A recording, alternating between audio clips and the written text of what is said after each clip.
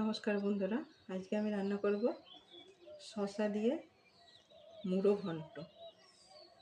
আমরা আলু দিয়ে মুড়ো ঘন্ট খেয়েছি, তো আজকে আমি একটু আলাদা করে রান্না করব। শসা, মাছের মাথা অবশ্যই দেবো। তো তার জন্য আমি নিয়ে নিলাম বুড়ো শসা 3টে, ধুয়ে নিয়েছি পরিষ্কার করে।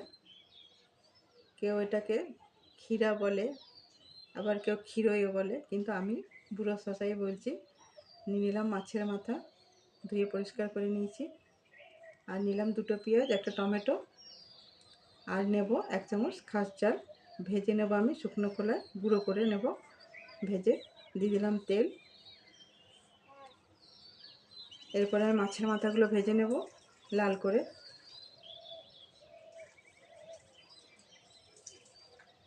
তো বন্ধুরা, এইভাবে একবার শসা দিয়ে মুড়ো ঘন্ট রান্না করে দেখুন, খুব ভালো লাগে। যারা পছন্দ করে না তারাও পছন্দ করবে, খুব ভালো লাগে খেতে। মাথাগুলো ভাজা হয়ে গেছে।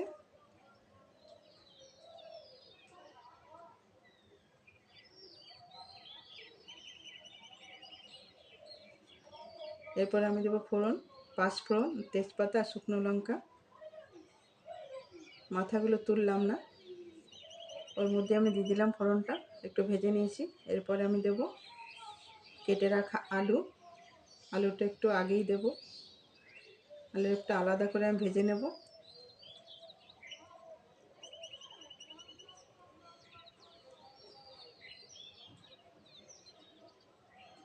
এরপরে দিলাম পেঁয়াজ। পেঁয়াজটা আমি এইরকমভাবেই দিলাম, তাতে একটু স্বাদটা ভালো হয়। আর দিলাম আন্দাজ মতো নুন। এরপর আমি পেঁয়াজ আলুর সাথে ভেজে নেব।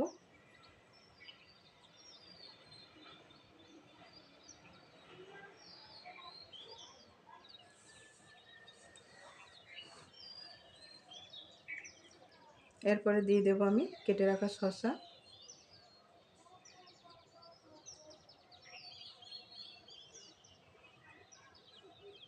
দিলাম হলুদ গুঁড়ো।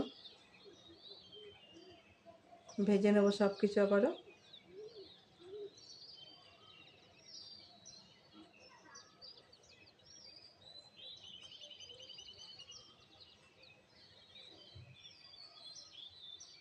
হয়ে গেছে ভাজা। দিয়ে দিলাম 1 চামচ রসুন বাটা, আদা বাটা 1 চামচ, ধনে জিরে গুঁড়ো 1 চামচ, একসঙ্গেই গুঁড়ো করে নিয়েছি আমি। আর দিলাম লঙ্কা গুঁড়ো। একটু জল দিয়ে কষিয়ে নেব মশলাগুলো।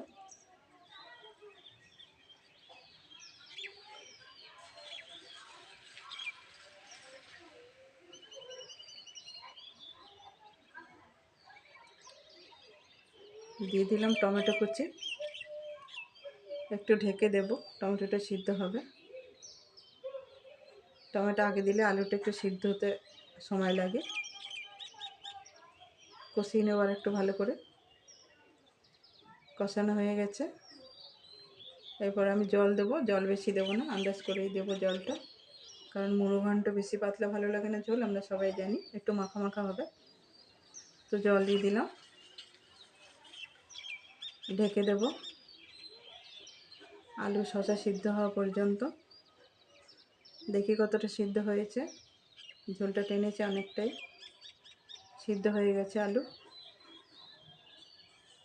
একটু নেড়ে টেড়ে দিলাম।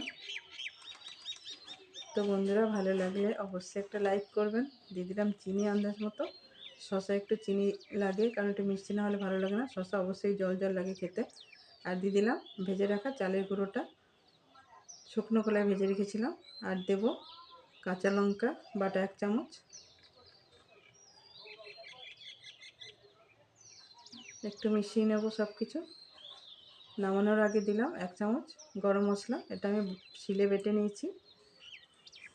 আপনারা চাইলে গুঁড়ো গরম মশলাও দিতে পারেন, তো আমার কাছে একটু বাটা গরম মশলা মনে হয় যেন একটু বেশি স্বাদ লাগে, গন্ধটাও ভালো আসে। তো হয়ে গেছে,